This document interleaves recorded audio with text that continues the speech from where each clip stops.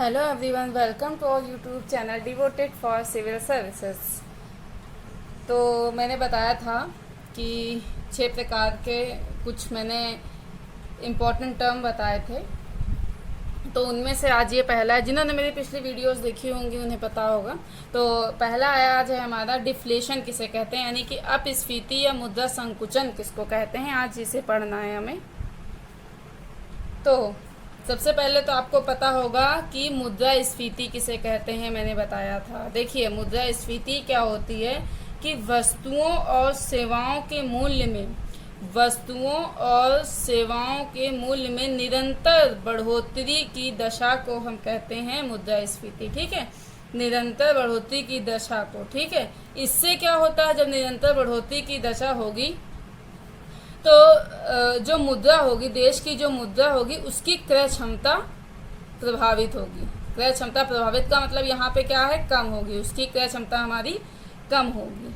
अब जस्ट इसके विपरीत, यानी कि जस्ट इसके अपोजिट क्या होता है कि वस्तुओं और सेवाओं के मूल्य में निरंतर जो कमी की दशा होती है। तो मैंने बताया कि निरंतर बढ़ने की दशा है। अब मैं बता रही हूँ कि निरंतर जो कमी की दशा है उसको हम क्या कहते हैं, अपस्फीति कहते हैं। क्या कहते हैं, अपस्फीति कहते हैं। ठीक है, नॉर्मली होता क्या है, आपको भी मालूम है कि जब सप्लाई किसी चीज़ की बढ़ जाती है तो मूल्य नीचे आ जाए।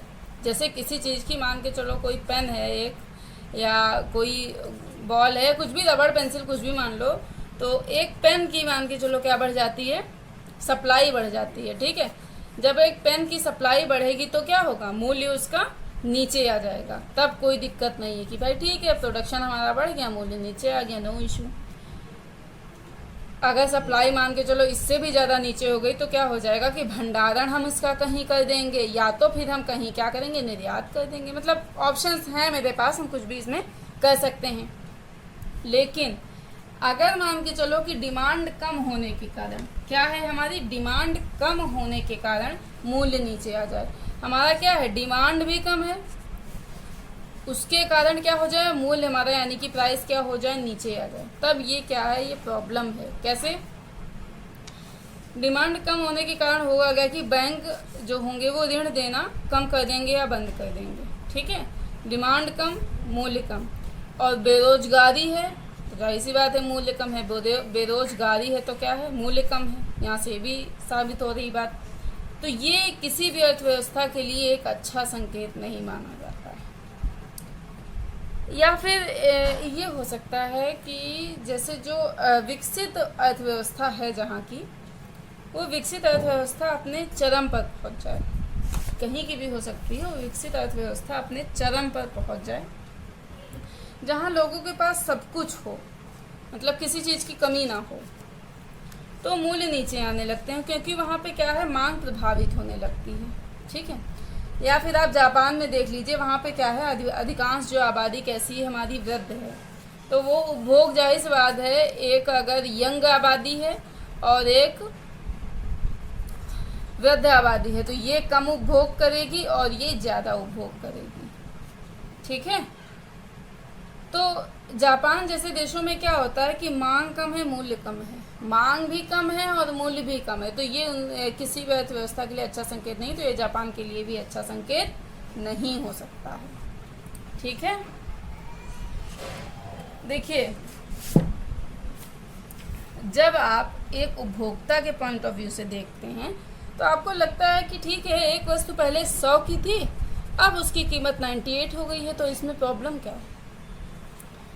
ठीक है, बहुत अच्छा है, लोगों को लगता है। लेकिन आप अगर पूरे देश के नज़रिए से देखते हैं, पूरे देश के नज़रिए से देखेंगे, एक वस्तु अगर 100 रुपये के बजाय 98 में आ गई है, और इस मूल्य का जो गिरावट हुआ, यानी कि इसका जो गिरावट हुआ 98 रुपये, इसके पीछे का कारण बढ़ती हुई अगर बेरोजगारी है, 100 से 98 रुपये होने के पीछे का कारण अगर बेरोजगारी है, तो ये किसी भी तरीके से एक अच्छा संकेत नहीं मान सकते आप। ठीक है, अब अगर आप मान के चलो भाई सरकारी कर्मचारी हैं, आप में से जो भी होंगे, कोई भी अगर कोई सरकारी कर्मचारी है तो कोई बात नहीं, आपकी जॉब नहीं जाएगी, आपकी नौकरी नहीं जाएगी, ठीक है, बहुत अच्छी बात है। तो अब अगर मूल्य नीचे आता है तो आपके लिए क्या है, लाभकारी है, भाई हमारे पास गवर्नमेंट जॉब है, हमारी चीज़ खरीदने में सक्षम है, हम खरीद लेंगे।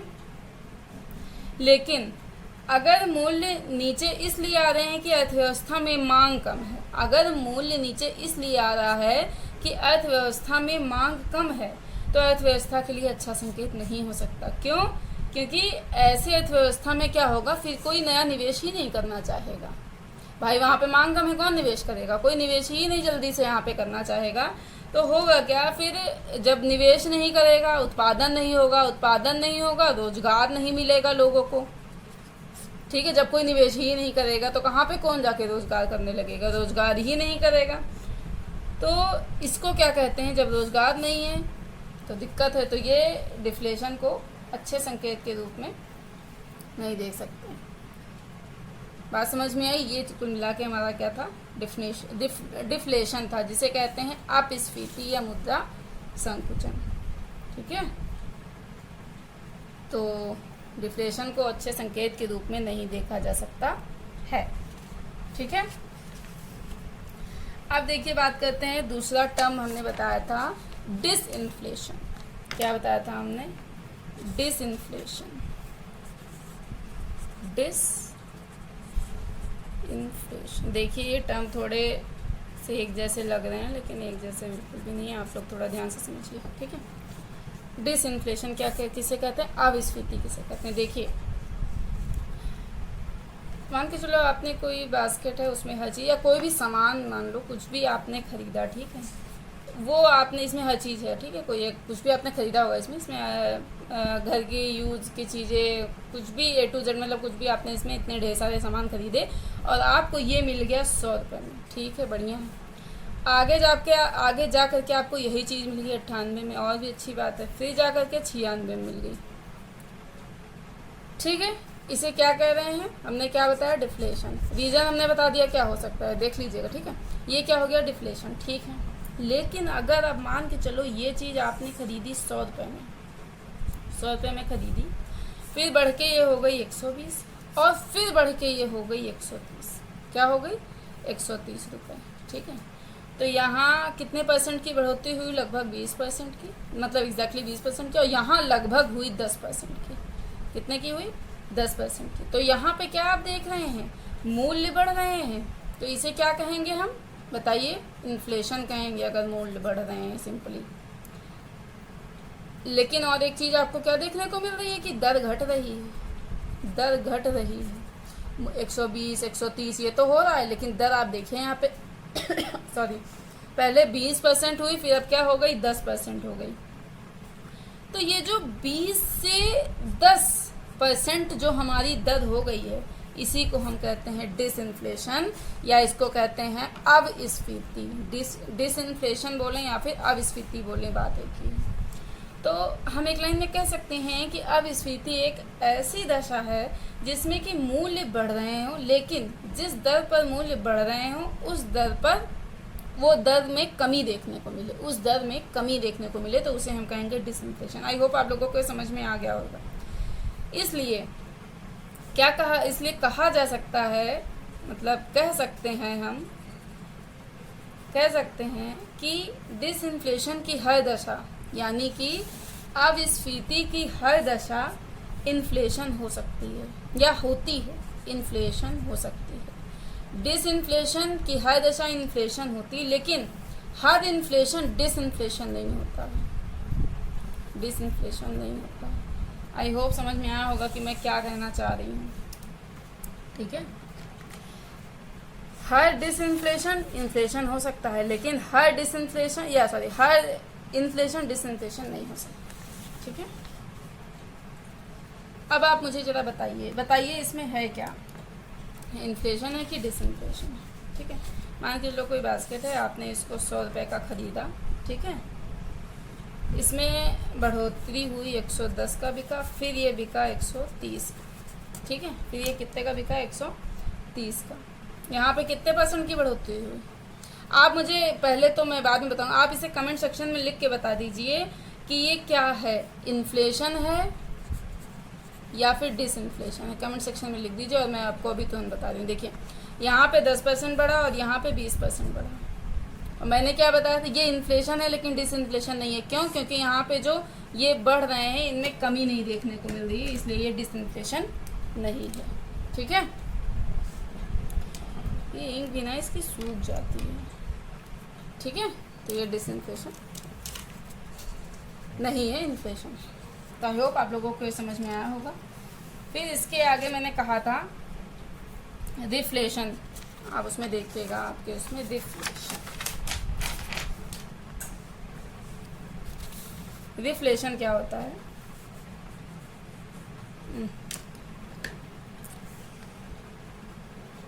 रिफ्लेशन यानी कि संस्फीति।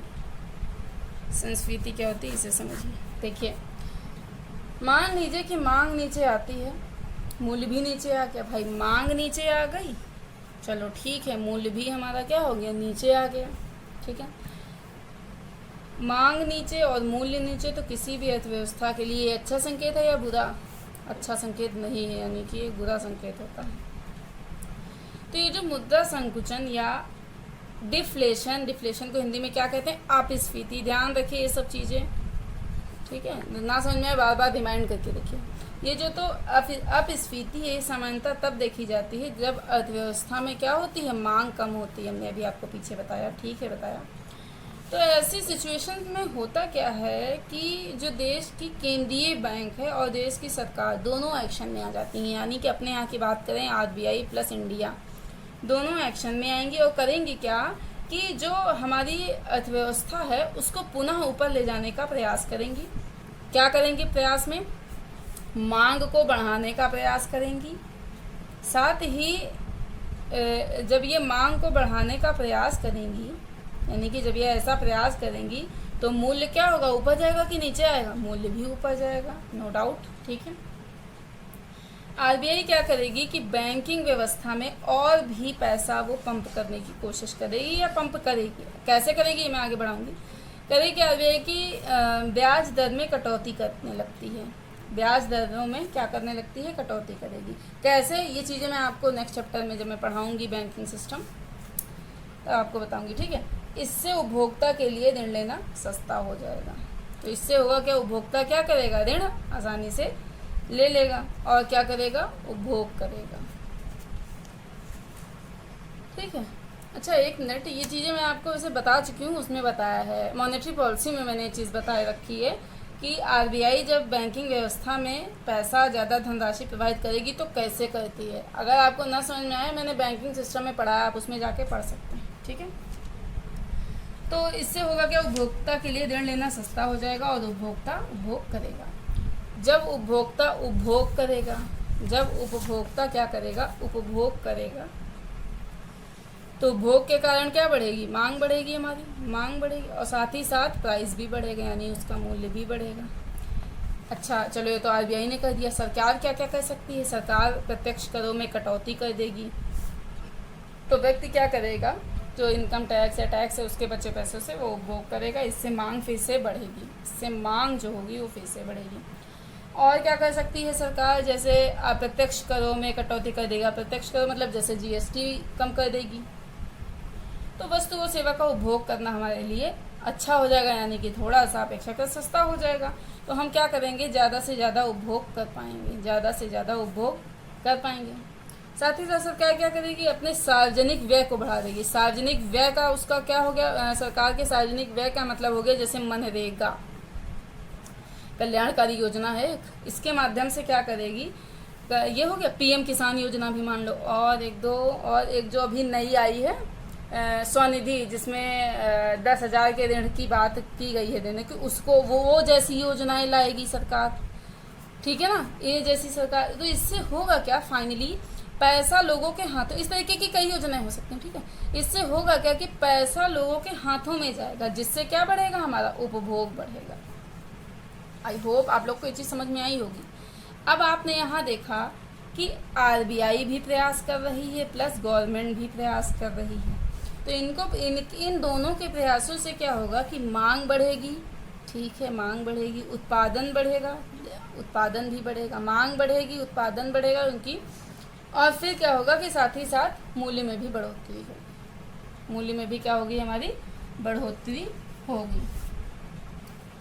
तो जब एक लंबे समय तक मांग नीचे आने के कारण मूल्य भी नीचे, मैंने बताया था मांग नीचे आने के कारण मूल्य भी नीचे आ गया हो, उसके बाद फिर केंद्रीय यानी कि केंद्रीय बैंक और आरबीआई और भारत सरकार के प्रयासों से या सरकार के प्रयासों से फिर से मांग बढ़े और हमारा क्या बढ़े, मूल्य भी बढ़े, मांग बढ़े और साथ ही मूल्य भी बढ़े। तो ऐसी कंडीशन की जो पूरी प्रोसेस है कम के बाद फिर ज़्यादा, इस पूरे प्रोसेस को हम कहते हैं रिफ्लेशन। क्या कहते हैं, रिफ्लेशन, यानी कि संस्फीति कहते हैं। क्या कहते हैं, संस्फीति कहते हैं। आई होप आप लोगों को ये समझ में आया होगा।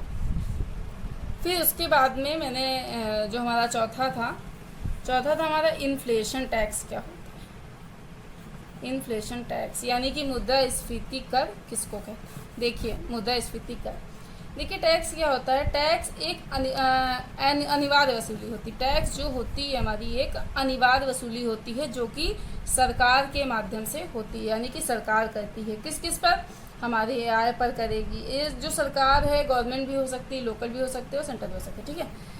अनिवार्य चीज़ों पर, जैसे हमारी आय पर, हमारे उपभोग पर कैसे, जो हम जीएसटी देते हैं वो हो गया, गुड्स एंड सर्विसेज टैक्स वो देते हैं वो हो गया। कहने का मतलब हमारे उपभोग पर भी कर लागू करती है सरकार। तो कर के माध्यम से सरकार क्या करती है, अपनी आय को सुनिश्चित करती है। कर के माध्यम से सरकार अपनी आय को क्या करती है, सुनिश्चित करती है। तो अगर टैक्स लग जाता है आपकी आय पर तो आपकी आय क्या होती है, प्रभावित होती है, बिल्कुल प्रभावित होती है। अगर टैक्स ना लगता तो वो पैसा हम स्वयं यूज करते हैं, हमारी आय प्रभावित होगी, आय प्रभावित होगी, बचत प्रभावित होगी, बचत पर उपभोग भी क्या हो जाएगा, महंगा हो जाएगा। हमारा उपभोग हमारे लिए क्या हो जाएगा, महंगा हो जाएगा। अब देखिए मैंने क्या बताया, इन्फ्लेशन टैक्स क्या होता है। देखिए ये कोई टैक्स नहीं है, पहली बात तो ये समझ लीजिए, ये किसी प्रकार का कोई टैक्स नहीं है, जबकि ये जो शब्द यूज़ किया गया है केवल सांकेतिक या मौलिक, सांकेतिक कह लीजिए या मौलिक कह लीजिए, इन्फ्लेशन टैक्स हमने लिखा है, ठीक है। ये दर्शाने के लिए कि जिस तरीके से टैक्स हम पर प्रभाव छोड़ता है उसी तरीके से इन्फ्लेशन का भी प्रभाव हम पर पड़ता है, ये दर्शाने के लिए यहाँ पे इन्फ्लेशन टैक्स लिखा गया है। हम आपको समझाते हैं ये चीज़ कैसे होती है। देखिए अच्छा कर लेते हैं, हाँ देखिए कैसे ये चीज़ हमें देखने को मिलती है। मान के चलो आपने कोई वस्तु 100 रुपये की खरीदी, ठीक है, खरीद ली 100 रुपये की कोई भी वस्तु आपने, ठीक है, उस पर हमें 18% जीएसटी देना पड़ा। तो टैक्स लगा करके जो वस्तु खरीदी उसका क्रय मूल्य, कॉस्ट प्राइस कितना हो गया हमारा, 118 रुपये हो गया। 18% जीएसटी हमारा कितना हो गया, 118 रुपये। अब मान के चलो इसी तरीके से फिर से आपने कोई वस्तु 100 रुपये की खरीदी, अब इन्फ्लेशन बढ़ गया। इन्फ्लेशन कितना बढ़ गया, 18% हमारा बढ़ गया इन्फ्लेशन। आप हमें देख के बताइएगा कि जो 18% इन्फ्लेशन बढ़ा है, जो मैंने कारण के आधार पर पढ़ाया था आपको, सॉरी दर के आधार पर, तो ये किस में आता है, फर्स्ट में, दूसरे में, यानी कि क्रीपिंग में, वॉकिंग में, गैलोपिंग में, ये किस में है, ट्रॉटिंग में, ठीक है, ये किस में आता है। आप मुझे कमेंट सेक्शन में कमेंट करके ज़रूर बताइएगा तो मैं समझूँ तो आप कितना पढ़ रहे हैं। खैर, तो ये क्या हो गया, 18% बढ़ गया। अब वही चीज़ हमें कितने की मिल रही है, 118 की। तो इसमें क्या प्रभाव हुआ, सेम इफेक्ट ही तो देखने को मिल रहा है हमारा। तो जैसा प्रभाव टैक्स का है वैसा ही प्रभाव इन्फ्लेशन का है। चूँकि इन्फ्लेशन और टैक्स का असर एक जैसा है, इसलिए यहाँ पे इसे हम कहते हैं इन्फ्लेशन टैक्स। आई होप आप लोगों को समझ में आया होगा। तो ये किसी प्रकार का कोई टैक्स नहीं है, ठीक है, ओके। फिर पांचवा हमने बताया था वेज प्राइस स्पाइरल। क्या बताया था, वेज प्राइस स्पाइरल, ठीक है। इसमें हमने क्या बताया था कि ये दर्शाता है कि किस तरह से इनकम और मूल्य दोनों का संबंध हम स्थापित कर सकते हैं। इनकम यानी कि आय का और मूल्य का चक्र हम किस तरीके से स्थापित कर सकते हैं। तो जैसे जैसे हमारी इनकम बढ़ेगी, आय बढ़ेगी, वेज बढ़ेगी, वैसे वैसे हमारा प्राइस भी बढ़ता जाएगा। कैसे, ये समझ लीजिए। जैसे मान के चलो कि किसी कंपनी के कर्मचारियों का वेतन बढ़ता है, किसी कंपनी के कर्मचारियों का वेतन बढ़ा तो उस कंपनी की क्या बढ़ गई, लागत बढ़ गई। ठीक है, लागत बढ़ गई तो क्या हो गया, वस्तु और सेवाएं हमारी क्या होंगी, वस्तु और सेवा क्या हो गई, हमारी महंगी हो गई, नो डाउट। तो मान के चलो, मतलब ये मान लीजिए कि सरकार क्या करती है, सरकारी कर्मचारियों का महंगाई भत्ता बढ़ाती है। अगर बढ़ा दिया, मतलब मान के चलो उसने एक बार बढ़ा दिया सर, फिर क्या होगा, फिर से उसे होता क्या है कि एक कमेटी होती है, कमेटी गठित होती है, उसके सुझावों के आधार पर ही ये जो महंगाई भत्ता होता है सरकारी कर्मचारियों का, उसी आधार पर बढ़ता है। मान के चलो कमेटी गठित हुई, उसके आधार पर फिर से मतलब बढ़ा दिया गया महंगाई भत्ता। तो अब होगा क्या कि अगर सरकारी कर्मचारियों का वेतन बढ़ता है तो क्या होगा, उनका उपभोग बढ़ेगा, बिल्कुल बढ़ेगा। ठीक है, तो उपभोग बढ़ा मतलब क्या हो गया, मांग बढ़ गई। अब मांग बढ़ने के कारण क्या हुआ, मांग बढ़ गई ना, उपभोग बढ़ा। उपभोग क्यों बढ़ा, मांग बढ़ी। अब मांग बढ़ी तो इसका मतलब क्या हुआ, मूल्य भी बढ़ जाएगा। तो ये भी इनकम और यानी कि आय और मुद्रास्फीति के बीच का एक तरीके से क्या होता है, संबंध होता है। ठीक है, अब देखिए, अब होगा क्या कि जो निजी क्षेत्र के कर्मचारी होंगे वो भी कहेंगे कि भाई देखो उपभोग इतना महंगा हो गया है, अब हमारी भी इनकम बढ़ाइए। सरकारी को तो सरकार ने बढ़ा दी है सरकारी कर्मचारियों की, अब हमारी भी इनकम बढ़ाइए। तो कहेंगे चलो भाई ठीक है, वरना इनके लिए उपभोग करना मुश्किल हो जाएगा एक निजी कंपनी के कर्मचारियों के लिए। तो ठीक है, चलो भाई इनका भी वेतन किसी तरह बढ़ाया गया है। जब इनका वेतन बढ़ेगा तो फिर से क्या होगा, फिर से मांग बढ़ेगी, फिर मूल्य बढ़ेगा, फिर से मांग बढ़ेगी और फिर क्या होगा, फिर से मूल्य बढ़ेगा।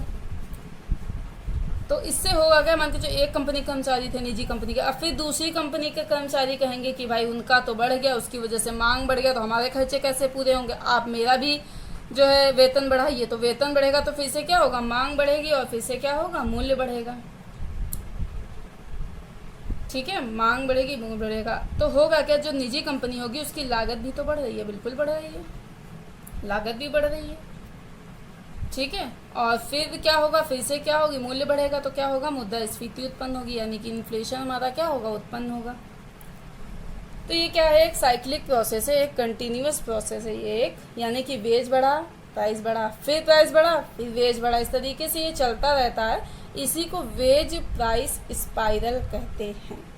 आई होप आप लोगों को समझ में आया होगा कि वेज प्राइस स्पाइरल किसे कहते हैं। एक तरीके से क्या होता है, ये साइक्लिक प्रोसेस होता है। तो आज के लिए इतना ही रखते हैं। Thank you so much. मेरी प्लीज़ वीडियो को लाइक शेयर सब्सक्राइब जरूर कर दीजिए, और अगर समझ में आ रहा है तो कमेंट सेक्शन में कमेंट करके ज़रूर बता दीजिए। Thank you.